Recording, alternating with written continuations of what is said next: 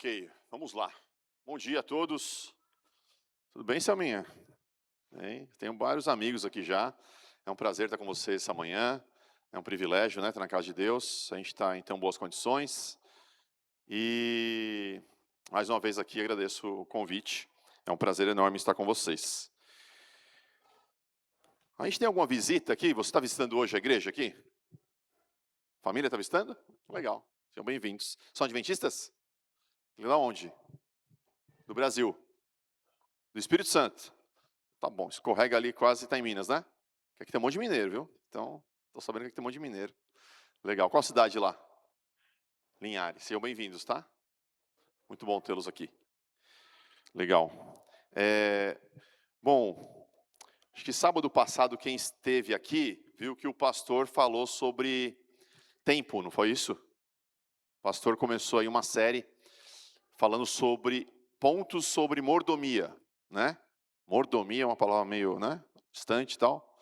Mas mordomia não significa nada mais, nada menos do que administração, né? Quando a gente fala que existe um mordomo, né? A gente pensa na pessoa servindo alguma coisa para nós, né?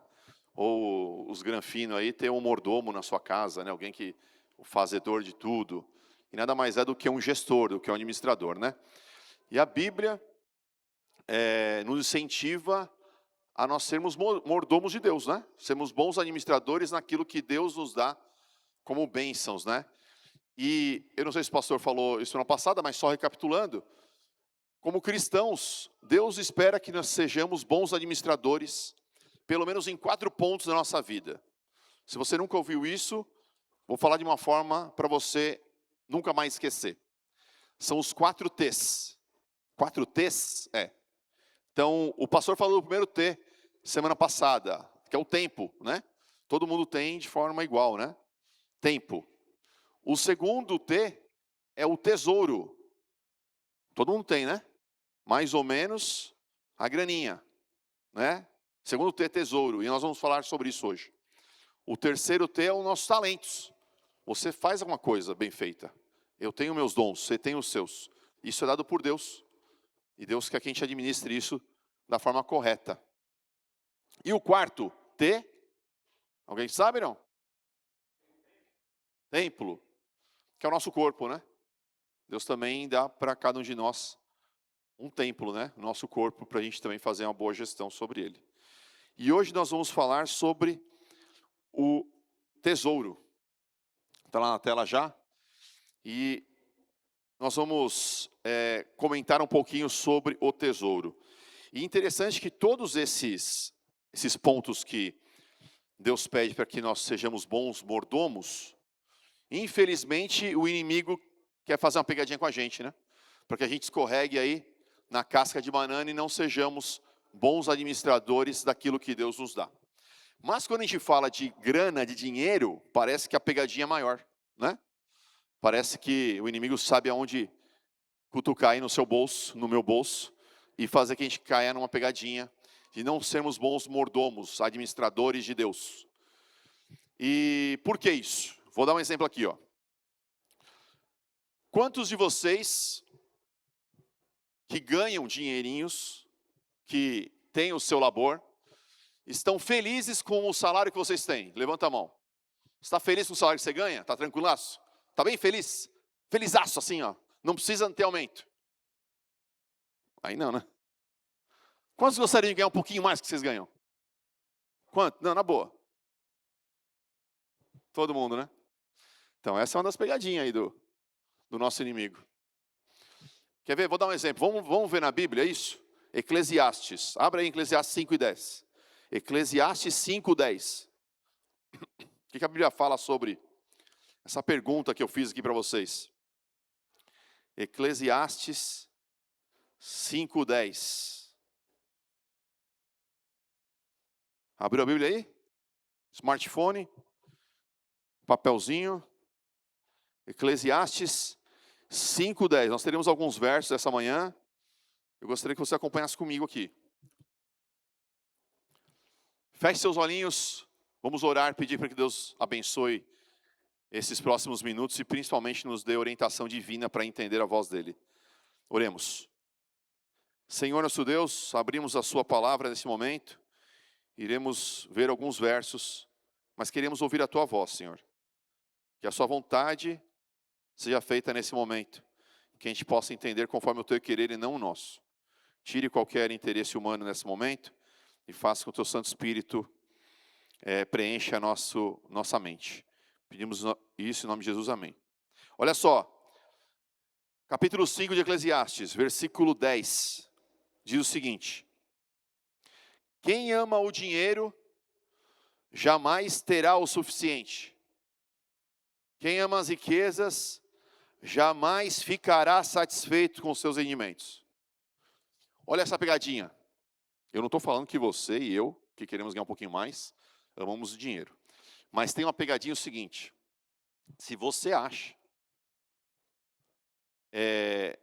que é fácil ficar satisfeito com as riquezas, toma cuidado, não é. E isso é uma pegadinha do inimigo.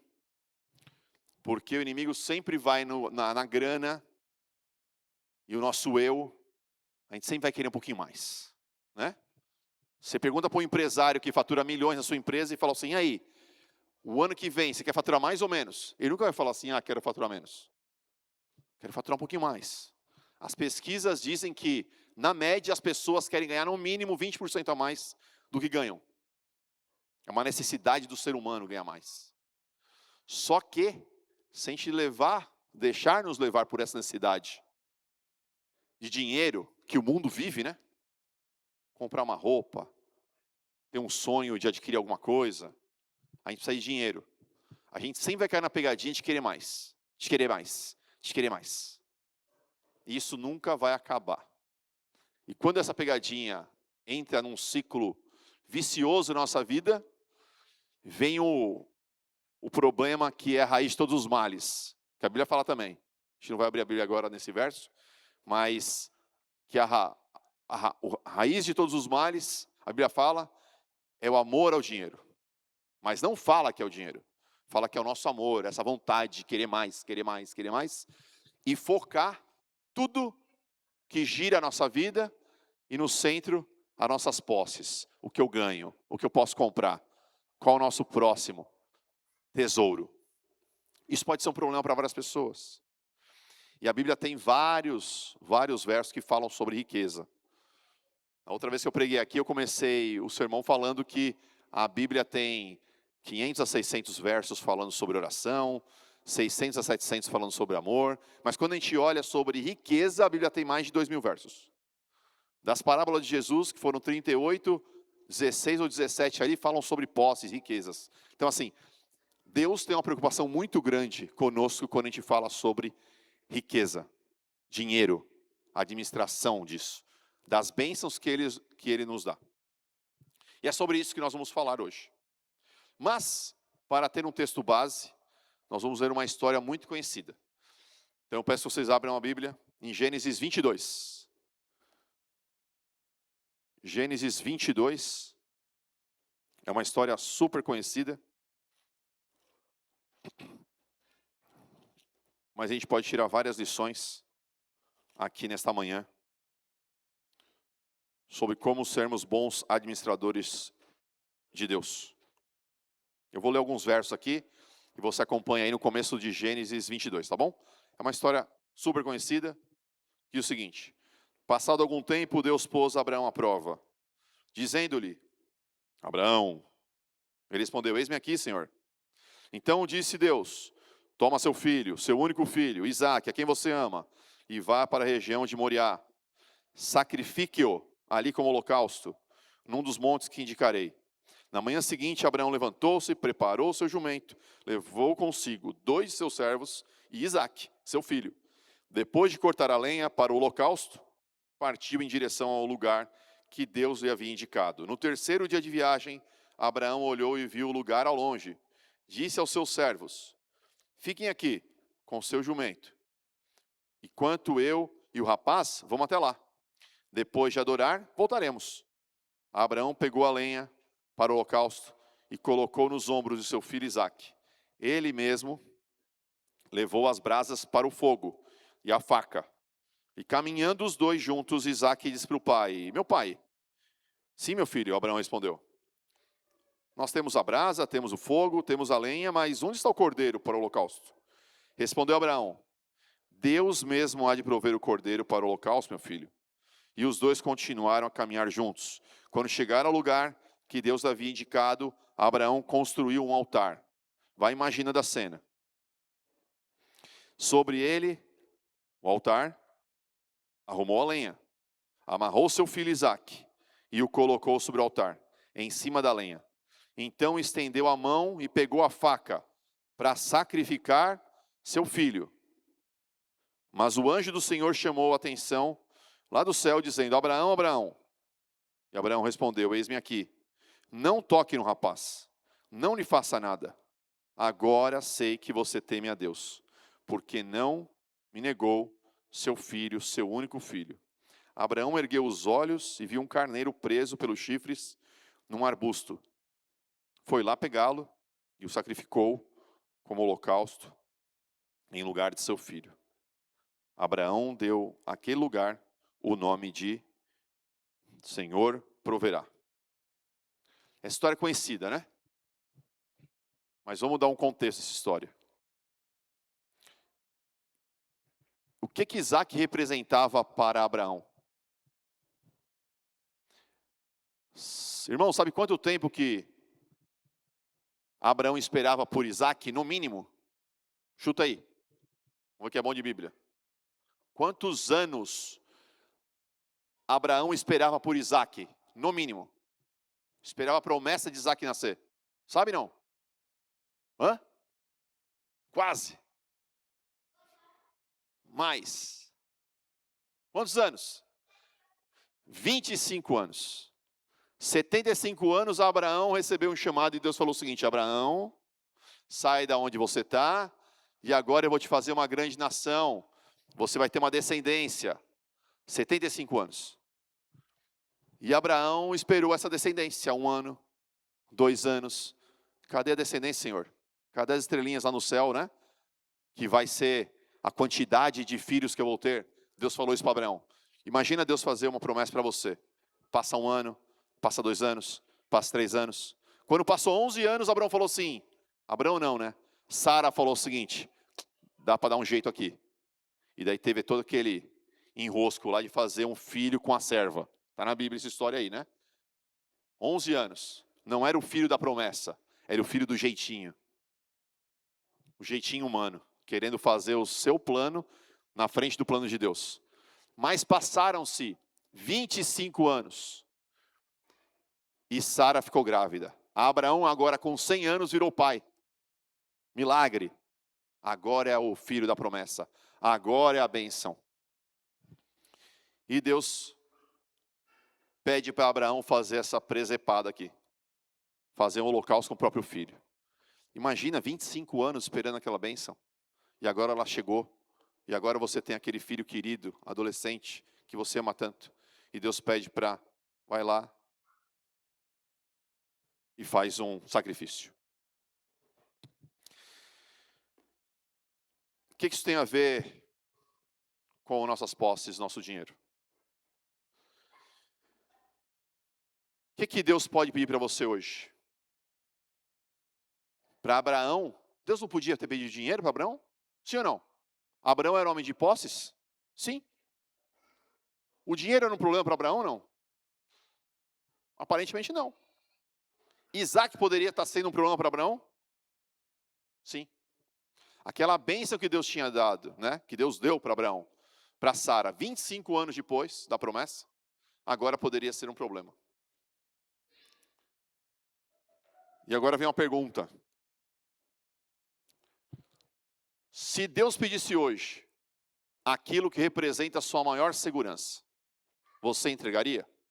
Imagina só, o que significava Isaac para Abraão, o filho? Uma descendência, um herdeiro, uma segurança. E Deus pediu isso para Abraão. Se Deus pedisse para você, o que te dá mais segurança hoje na sua vida? O que você está colocando mais confiança? É isso que eu, Deus, quero. E aí? Você entregaria?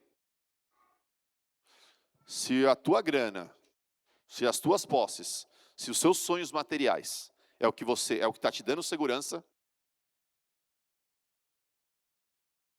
vou te falar uma coisa que vai ser problema agora. Fica ligado. Deus vai te pedir. Deus vai te pedir. Qual tem sido o seu Isaac?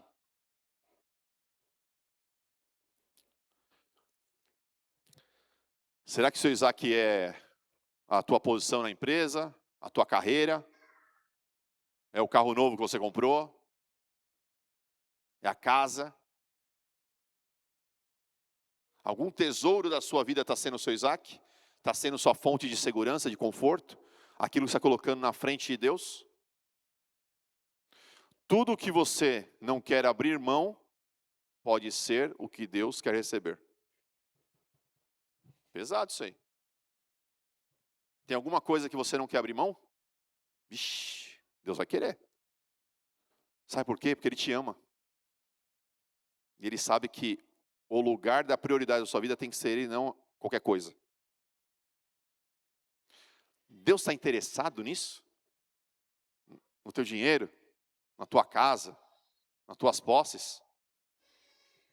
Na boa, Deus queria Isaac? Deus queria um sacrifício de um filho amado? Deus queria sangue derramado daquele adolescente? Claro que não. O que Deus queria então? Deus queria Abraão. Deus quer você. Deus quer a mim. O versículo fala, né? Depois que Abraão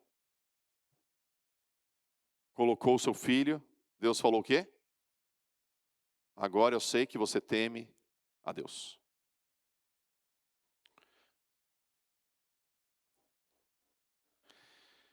Interessante que se a gente olha a história de Abraão, algumas coisas passam desapercebidas ali. Primeiro, Abraão foi no caminho, demorou alguns dias, né? Ali fala que no terceiro dia ele falou assim, não, agora vocês ficam aqui, eu vou com o menino, né? Os servos ficavam onde eles estavam, eu vou com o menino. E no meio do caminho o filho faz aquela pergunta para o pai, e aí pai, vamos fazer um holocausto para Deus, cadê o cordeiro? O que Abraão fala? Deus proverá. Abraão não fala o seguinte, não, fica tranquilo. Né? Deus já tem o cordeiro. Abraão não fala isso. Abraão tem a fé que Deus sabe de tudo e que Deus vai fazer a vontade dele, e a vontade dele é a melhor para a vida dele. Ele falou, Deus proverá. Deus proverá. Será que a gente tem essa consciência hoje que a gente tem um Deus provedor?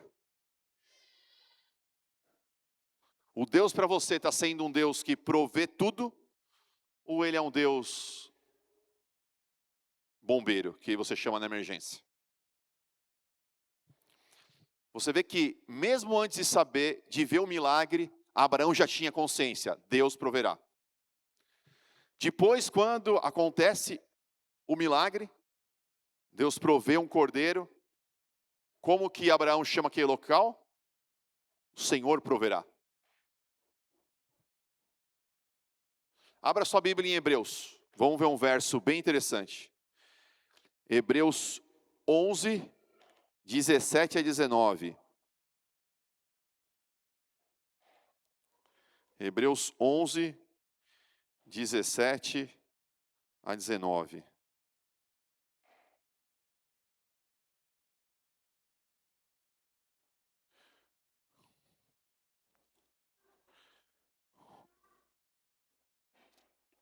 Hebreus 11, 17 diz o seguinte, pela fé Abraão, Hebreus 11, 17. Pela fé Abraão, quando Deus o pôs à prova, aqui é Paulo, né? Hebreus é um livro que não tem a certeza que é Paulo, né? A maioria das pessoas acham que é Paulo, né? Mas ele não tem ali a certeza que é Paulo. Como Paulo escreveu várias cartas, a gente fala que é Paulo, porque existe um consenso teológico de Paulo. Mas ali o autor, provavelmente Paulo, diz o seguinte, pela fé Abraão, quando Deus pôs à prova, ofereceu Isaque como sacrifício.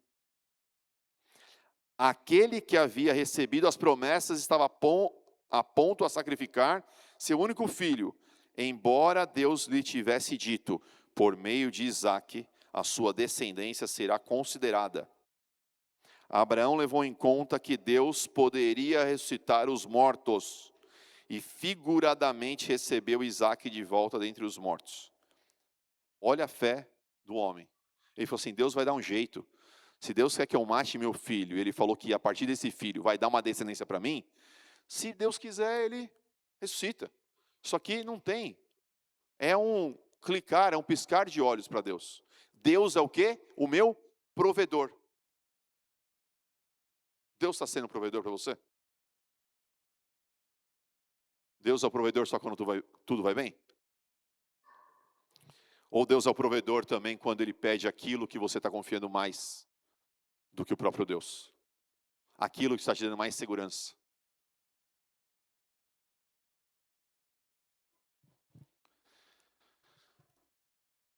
Essa expressão que é bem conhecida no mundo cristão, Jeová Jiré, a primeira vez que foi utilizada na Bíblia foi nesse momento, que Abraão fala, Deus proverá, meu filho. Deus proverá. Esse verso é bem conhecido, né? Mateus 6, 21. Vamos ler? Mateus 6, 21. Diz o seguinte: pois onde estiver o seu tesouro, aí também estará o seu coração. Em que você está confiando? No Deus provedor? Ou em alguma coisa, em algum desafio, em algum sonho? Quem te sustenta no dia a dia? É o teu salário? Ou é o Deus que te dá o salário? O Deus que te ajuda a administrar o teu salário? Se a tua vida estiver baseada nas questões financeiras, em confiar a tua força e no que você ganha, migão, você vai cair no buraco. Pode ser que aqui você vai ser um cara de sucesso. Pode ser que aqui você é um cara de posses. Mas você vai estar juntando o quê? Tesouros que a traça e o ferrugem consomem. É isso que a Bíblia fala, né? Deus quer te dar uma vida plena. Deus quer te dar uma vida com abundância? Na parte de dinheiro? Claro. Abraão era um cara abundante em posses. Tem uns cristãos que acham que dinheiro é pecado. Não é pecado, irmão. Você tem que buscar. Deus te dá força, te dá talento. Te dá inteligência, sabedoria. O cara mais sábio do mundo que Deus e sabedoria foi o cara mais rico do mundo, não foi? Salomão. E foi o mesmo cara que falou que ele provou de tudo, fez de tudo, teve tudo, e depois ele viu que todo esse negócio que ele teve era correr atrás do vento. Então assim, ó, Deus quer te dar conforto, quer te dar uma vida melhor aqui, é óbvio. Deus quer que a tua vida seja tão abundante, financeiramente, que você tenha condição de ajudar os outros, de você ter uma pessoa generosa. Deus quer ver um cristão quebrado financeiramente? Óbvio que não. Agora, não importa o quanto, a gente pode ganhar pouquinho, ou pode ganhar milhões. O amor ao dinheiro pode ocorrer e pode corroer a nossa alma. Independente de quanto nós temos. O Senhor da nossa vida, o que está no altar de Deus, às vezes, é aquilo que nos dá mais segurança. Aquilo que a gente acha, o nosso eu acha que foi conquistado pelas nossas forças. Então tome cuidado com isso. Tome cuidado com isso. A diferença de um cristão que consegue colocar a vida na mão de Deus e entender que Deus é provedor, e de um cristão que entende que Deus é um bombeiro, eu só peço para Ele a hora que a coisa está complicada, é que não é o quanto é de Deus. Tem gente que fala assim, mas quanto que eu tenho que dar para Deus, né? E vocês verem que eu comecei a falar de dinheiro aqui, não falei de dízimos e ofertas. Dízimos e ofertas, irmãos, é algo bíblico, é algo que tem que ser dado. 10% para a causa de Deus. Não sou eu que estou falando, eu não sou pastor. Eu não ganho. Meus rendimentos vêm da empresa lá que eu trabalho, como todo mundo aqui. Mas é bíblico. Ah, mas não sei o quê, será que a igreja vai fazer certo? Vai ter um ser humanozinho atrás? Que se exploda esse ser humanozinho. Ele vai para o inferno, eu não. É bíblico. 10% da renda é de Deus. A oferta, conforme a tua generosidade, conforme as tuas bênçãos. Eu não estou falando de oferta e dízimo, isso é bíblico. Se você está brincando com isso ainda, toma cuidado. Você está colocando alguma coisa no altar que não é Deus. Mas a questão não é quanto. O cristão que entende que Deus é provedor não fica pensando quanto é meu, quanto é de Deus. O cristão entende que tudo é dele. A Bíblia fala isso. Tudo é dele. Está pequenininho ali? Eu vou ler aqui. Do Senhor é a terra, a sua plenitude, Salmos 24. Minha é a prata, meu é ouro, Deus falando em Ageu. Tem vários. Se você entende que tudo é de Deus, você vai pedir uma coisa, você vai pedir, Senhor, como que eu posso administrar bem aquilo que é teu? Muda as coisas. Você não fica mais fazendo continha medíocre, falando o seguinte, então isso aqui é o que eu posso guardar, isso aqui eu não preciso falar para Deus. Eu só dou meu dízimo lá, pareço que eu sou um bom cristão na igreja, e os outros 90% eu faço aquilo que eu quero. Não. Não. Deus não quer que você faça isso. Deus quer que você seja feliz. Quer ser teu amigo. Quer que você tenha um relacionamento com Ele tão pertinho, que você dobre o joelho e fala assim, Senhor, agora aquilo que você me permitiu utilizar, como que eu vou usar da melhor forma? Como que eu não vou fazer uma besteira? Como que eu vou fazer isso, inclusive multiplicar, para abençoar mais pessoas? Minha família pode ser abençoada, não tem problema. Mas como que eu vou fazer isso? Ter uma vida plena em abundância e tranquila financeiramente? Tem você colocado as suas decisões financeiras na mão de Deus? Quando a gente fala de mordomia, é sermos administradores. Para ser administrador, a gente tem que reconhecer que aquilo não é nosso. É reconhecer que Deus é o dono. Quem é o dono? Não sou eu, é Deus. Eu só administro. Uma história conhecida, né? Um personagem conhecido do mundo cristão foi John Wesley. Ele iniciou alguns movimentos ali. E ele tem uma história muito conhecida da vida dele, por ser uma pessoa muito generosa. E ele conta essa história que John Wesley ganhava 30 libras. E uma parte daquilo ele fazia suas doações, ajudava. E falaram que o salário de John Wesley aumentou gradativamente. E ele chegou em pouco tempo a ganhar 4 vezes mais. E ele continuou aumentando o padrão de vida dele? Sim ou não? Quando a gente ganha um pouco mais, a gente não aumenta um pouquinho nosso padrão de vida? Poxa, quem sabe o meu carrinho lá que está dando aquele vazamento de óleo, né? Eu vou comprar um carrinho que quem sabe não vai vazar o óleo. Quem sabe eu vou ter uma casa um pouco melhor para dar um conforto aos meus filhos. Quem sabe meu sonho é ter, cada filho ter um quarto. Qual que é o problema de você ter um conforto maior? Esse não é problema nenhum. O problema, que foi o que John Wesley não caiu, é que, conta-se na história, que ele aumentou muito o seu padrão de generosidade, muito maior do que o seu padrão de vida. E daí vem a pergunta. Quando você está ganhando um pouquinho mais, sente olhar os últimos 10 anos, 5 anos, seu padrão de vida melhorou? Amém, irmão. Deus seja louvado por isso. E não tem problema nenhum. Seu padrão de generosidade aumentou mais do que o seu padrão de vida? Ou ele continua igual? Cuidado. Cuidado. O que você está colocando no altar. E daí, John Wesley falava, né? Ganhe tudo o que puder. Economize tudo o que puder também. E doe tudo o que puder.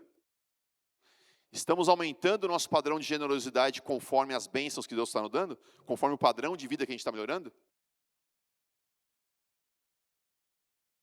Parece que é mais fácil pensar, né? Naquilo que a gente vai comprar, naquilo que a gente vai adquirir, do que naquilo que eu vou ajudar.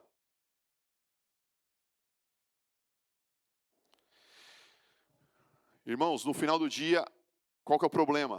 O problema é a gente sentir independentes de Jesus. Infelizmente, o dinheiro muitas vezes faz isso. Faz que a gente tenha um peito de aço, estufado, falando, eu posso, eu tenho, é meu. E daí vem o problema grande de várias pessoas, e de todos nós aqui, né? Esse sermão é para mim também. que é a autossuficiência. O maior concorrente da fé é a nossa própria autossuficiência. Vocês imaginam se Abraão fosse autossuficiente? Abraão foi autossuficiente em algum momento? Claro que foi. Quando eles inventaram de fazer um filho que não era um filho da promessa, fazer o jeitinho, ele está falando o quê? Deixa comigo, Senhor, eu sou autossuficiente. Quando ele está caminhando para o holocausto do próprio filho, filho da promessa, e fala, estou tranquilo, Deus vai prover, Abraão está falando o seguinte, eu sou inteiramente dependente de Deus. Quando você põe o joelho no chão e fala o seguinte, Senhor, o Senhor sabe os meus gostos, o Senhor sabe o que eu gostaria de ter, o Senhor sabe os meus ganhos, coloco na tua mão, me oriente, fala comigo, eu sou surdo para esse negócio, grita comigo se precisar. Como que eu vou administrar esses recursos da melhor forma? Quem eu vou ajudar? O que eu vou comprar para o meu sustento? O que eu vou comprar para melhorar meu conforto da minha família? Não deixe de fazer besteira. Aí sim a gente não está sendo autossuficiente. Aí sim a gente está colocando Deus no altar. Em primeiro lugar. Deuteronômio 8:11. Deuteronômio 8:11. Versículo bem interessante, que a gente pode refletir muito aqui. Deuteronômio 8:11 a 14. Diz o seguinte. Olha só, amigão. Se a tua vida tem melhorado nos últimos anos, olha esse verso aqui, ó. Tenham cuidado de não se esquecer do Senhor, o seu Deus, deixando de obedecer a seus mandamentos, às suas ordenanças e aos seus decretos que hoje ordeno a vocês. Não aconteça que, depois de terem comido até ficarem satisfeitos, de terem construído boas casas e nelas morado, de aumentar os seus rebanhos, a sua prata e o seu ouro, e todos os seus bens, e o seu coração fique orgulhoso, e vocês esqueçam o Senhor, o seu Deus que os tirou do Egito. Deus está falando para o povo de Israel aqui, está falando para nós hoje aqui. Toma cuidado. Toma cuidado. A gente não está, quando a gente é adolescente, Senhor, me encaminha legal numa escola. Senhor, me encaminhe legal no primeiro emprego. Senhor, me dá uma família bacana. Senhor, quem sabe um companheiro, uma companheira que ajude a construir uma família legal. Senhor, quem sabe a primeira casa. Senhor, me ajude a pagar o aluguel. Quando a gente tem tudo, ou começa a ter as bênçãos de Deus, Deus fala, toma cuidado. Você pode ficar orgulhoso. Você pode colocar essas coisas na minha frente. Autossuficiência, um grande problema. Dízimos e ofertas. É sobre dinheiro? Deus queria Isaac? Deus não queria Isaac, Deus queria Abraão. Deus quer o seu dinheiro? Não, Deus quer o teu coração. É sobre quem governa a tua vida. E daí, irmãos, a gente muitas vezes passando pela história de Abraão, a gente acha que o maior milagre da vida de Abraão foi o nascimento de Isaac. O maior milagre na vida de Abraão não foi o nascimento de Isaac. O maior milagre na vida de Abraão foi Abraão entender que ele colocava Deus em primeiro lugar. Quando Abraão colocou o seu filho no altar, ali estava consumado o maior milagre da vida de Abraão. Então, amigos, o maior milagre na minha vida e na sua vida não é as coisas que eu tenho, não é as coisas que estou conseguindo adquirir, não é o melhor emprego que Deus me deu. O maior milagre é quando eu me ajoelho e falo, Senhor, tudo é do Senhor. Eu só quero ser um mordomo. Me oriente como administrá-lo. Esse vai ser o maior milagre na sua vida.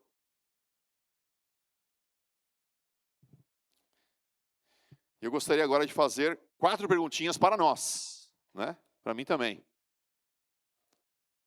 Pensa aí. Vai refletindo na sua vida.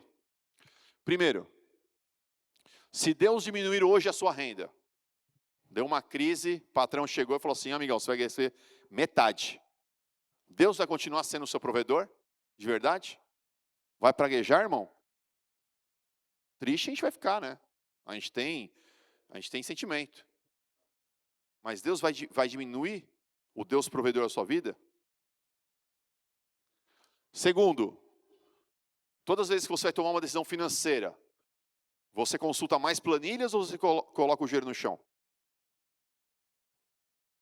A gente tem que fazer conta? A gente tem que ser organizado? A gente tem que fazer uma boa gestão? Sim. Mas a gente está colocando mais confiança no nosso entendimento ou pedindo orientação de Deus? Quantas contas você fez desde o começo do ano, financeiramente falando, da sua casa? Quantas vezes você parou para fazer alguma conta? Putz, será que vai dar o dinheiro aqui? Será que não vai dar? Se a gente economizar isso, se eu tiver isso por mês, quem sabe lá no final do ano eu consigo aquela meta que eu tinha? Não tem problema, isso é legal, tem que ser feito. Agora vem outra pergunta. Quantas vezes você se ajoelhou desde o começo do ano só para falar com Deus sobre dinheiro? Não é pecado, irmão. Dinheiro é bênção. Aonde você está colocando essa bênção que Deus está te dando? Está colocando como sacrifício vivo de Deus? Ou está guardando lá e está abraçadinho com ela? 3. Seu padrão de vida, falamos sobre isso, né? Cresce mais rápido que sua generosidade? Toma cuidado. Meu padrão de vida aumentou bastante. Minha generosidade ficou igual. Será que alguma coisa não está sendo colocada na frente de outra? Última pergunta. Seu dinheiro trabalha só para o seu conforto ou ele também ajuda o reino? Irmãos, eu tenho 46 anos. Com mais 46, quem é bom de matemática aí? 92. Acabou a vida, bicho. Acabou-se. E aí? Eu vou ajuntar grana só para o meu conforto ou para ser generoso? Para tentar fazer diferença?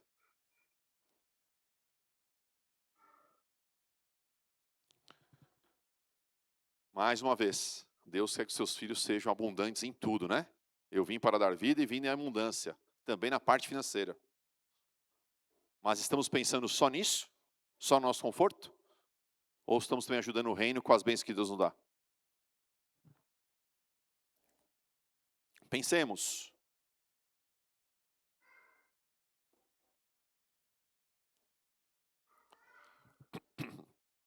Sabe o que é mais interessante? Que Deus deve olhar lá de cima e falar o seguinte, né? E eu acho que nós, como pais, a gente pode ter um pouco desse sentimento. Deus deve falar o seguinte: caraca, eu dei tudo, né?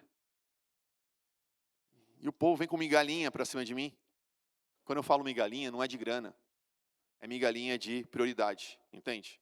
O dinheiro é mais um ponto. É migalhinha no seu tempo, é migalhinha na sua gestão do seu dinheiro e todos os outros pontos de mordomia.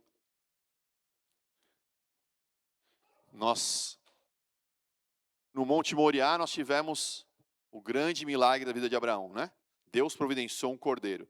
No Calvário, Deus também providenciou o cordeiro. Só que o cordeiro era ele mesmo. Deus deu tudo para nós. Para a gente brincar de igreja. Eu vou na igreja aos sábados, dou meus 10%, dei um check. E tudo certo. Vamos ler Romanos 8:32?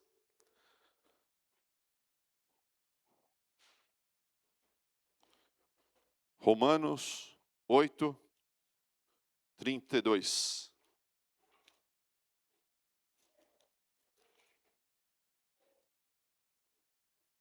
Diz o seguinte: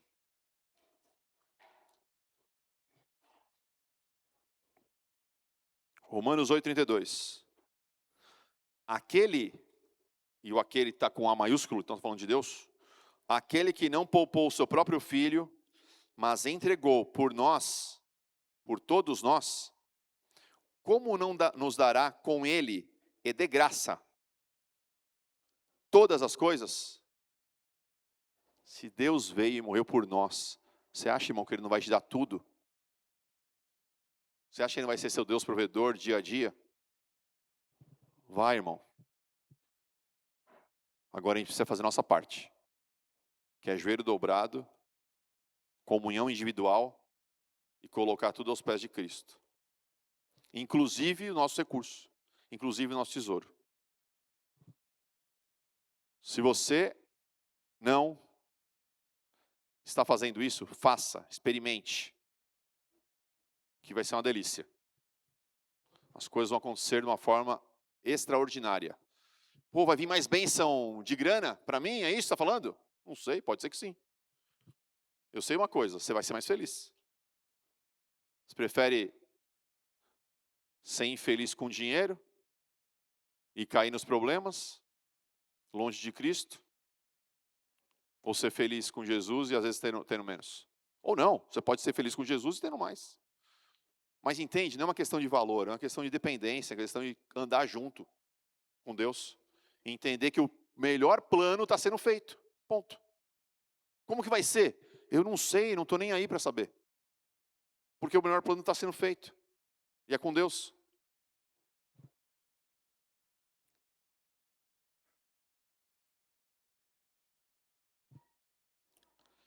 Deus nunca pede algo para nos empobrecer.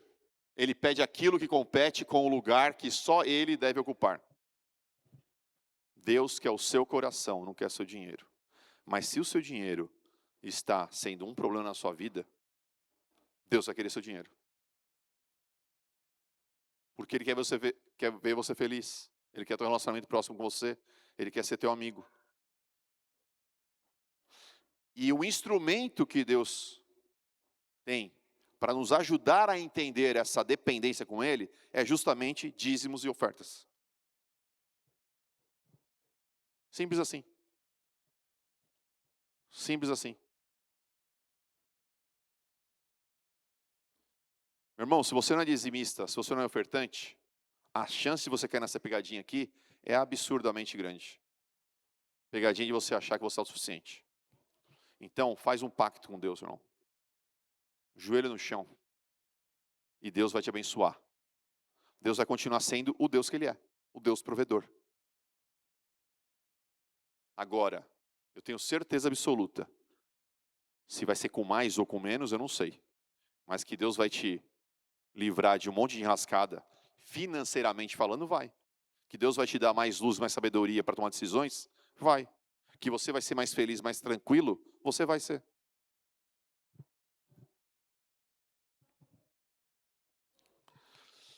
Para a gente finalizar, vou contar uma história rápida aqui.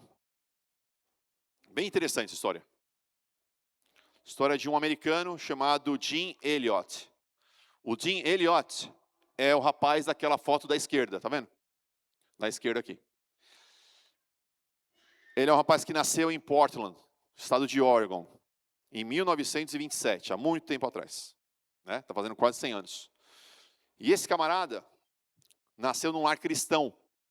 E ele falou o seguinte: eu vou ser inteiramente dependente de Deus. E ele começou a colocar no coração uma vontade de entregar a vida por completo. Fazer a vida dele um ministério para ser um evangelista, para ser um missionário. Jim Elliot casou com Elizabeth. E os dois foram para o Equador. Imagina um americano ir lá para o Equador. No meio do mato. Para pregar para tribos indígenas. E ele combinou com mais 4 amigos. Esse do meio aqui é o Jim Elliot também. Já numa selva lá. E o da direita é o Nate. Nate Saint. O Nate, amigo dele, era piloto de avião. E ajudava muito nas expedições também com o missionário. Porque ele poderia pilotar avião de pequeno porte. Para poder aterrissar ali em alguma clareira. Para eles poderem pregar a palavra para índios. Eles pregaram a palavra para alguns índios e tiveram muito sucesso. De uma tribo chamada Quechua. E ali tiveram muito sucesso, ficaram felizes. Evangelizaram, falaram de Deus para aqueles índios. Só que existia um grande desafio. O desafio era pregar para uma tribo chamada Huaorani. Por quê? Eles eram violentos. Nunca ninguém tinha feito contato com essa tribo de forma pacífica. Eles matavam qualquer estrangeiro que chegava perto daquele local. Então eles começaram a pensar numa estratégia. Jim Elliot, Nate Saint e mais os 2 outros amigos. E até o Nate lá está com um aviãozinho pequenininho, tem um avião lá atrás, né? Com aquele índio. Ele era piloto de avião. Esses dois mais dois, mais três, eram 5 amigos, eram Eliote mais 4. Ele falou assim, se a gente chegar lá direto, vai dar problema, né? É uma tribo que nunca teve contato com alguma civilização, e eles eram muito, as outras tribos falavam que eles matavam. Sempre que tinham contato com alguma outra tribo, era morte. Então eles começaram a fazer o seguinte, por meses, começaram a sobrevoar a área daquela tribo indígena. E jogar por corda e por um balde alguns presentes para eles. Os facões, roupa, alguns utensílios. E eles viram que com o passar do tempo, eles começaram a aceitar os presentes. No começo não, ninguém mexia, ficavam com medo e tal. Depois, quando eles jogavam ali o balde, eles viram que os índios iam lá, pegavam, mais tranquilos, não puxava a corda. E ele falou, opa, agora eles estão aceitando nossos presentes. Passou um mês, passou 2 meses, passou 3 meses. Ele falou assim, opa, acho que agora é o momento de a gente tentar fazer contato com eles. E eles aterrissaram o avião do lado de um rio chamado Curaray. Esse rio é um grande rio do Equador. E eles aterrissaram o avião ali, na margem desse rio. Passou 2, 3 dias, eles encontraram 3 índios. E eles conseguiram contato com os índios. Pacífico.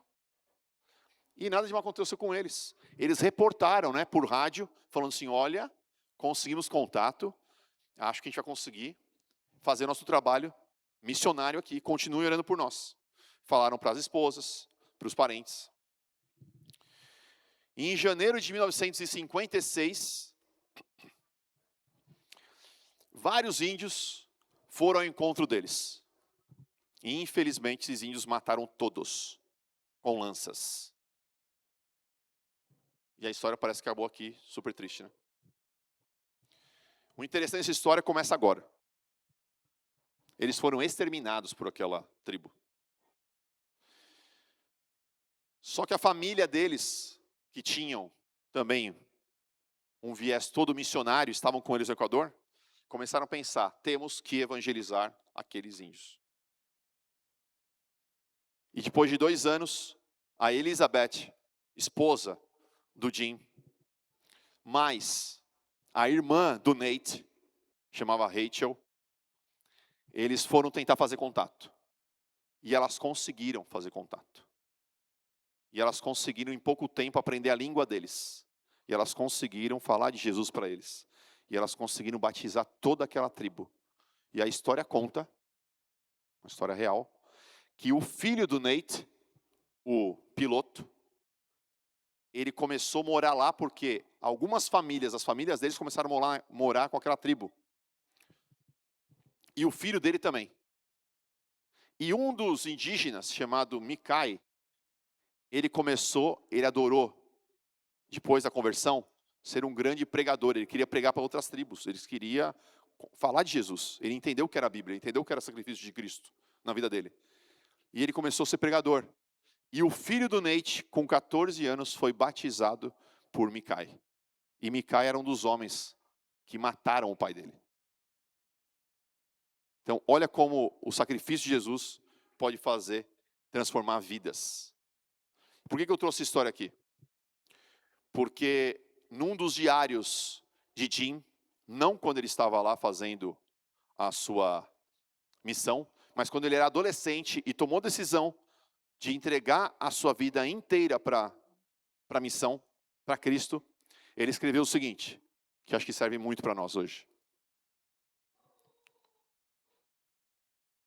Não é tolo, olha o que ele escreveu, não é tolo aquele que entrega o que não pode conservar para ganhar aquilo que jamais poderá perder.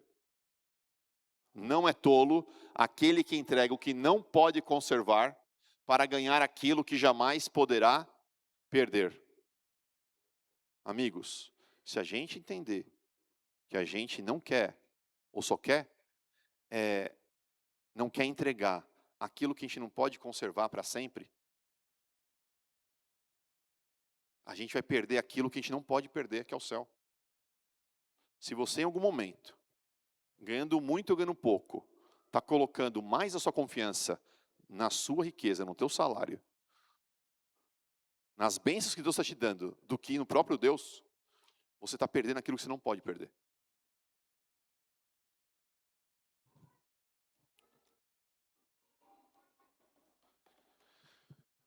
Coloque seu Isaac no altar. Qual é o seu Isaac? O que está te dando mais segurança nessa vida? O que está fazendo com que você perca o foco? É algum relacionamento complicado? É alguma posse? É a rotina da vida que você não está dando tempo para Deus? Coloca tudo isso no altar. Coloque tudo isso nas mãos de Deus. Somente aquilo que sobe ao altar volta para nossas mãos santificado. Quando Isaac saiu do altar, ele aí sim foi o filho da promessa. Ele aí sim foi a descendência. Ele deu a descendência do povo de Israel.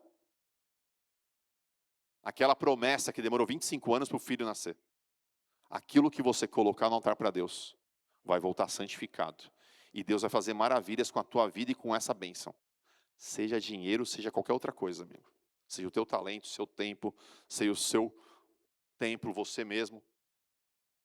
Vai voltar santificado. Assim como voltou Isaac para Abraão. Deus não quer o nosso dinheiro, irmãos. Deus quer o nosso coração. E se Deus te pedir alguma coisa, é porque você está confiando mais nessa coisa do que em Deus. Que possamos colocar em prática isso. Que a tua vida financeira seja uma vida de bênçãos, de abundância, mas principalmente de orientação divina. Então,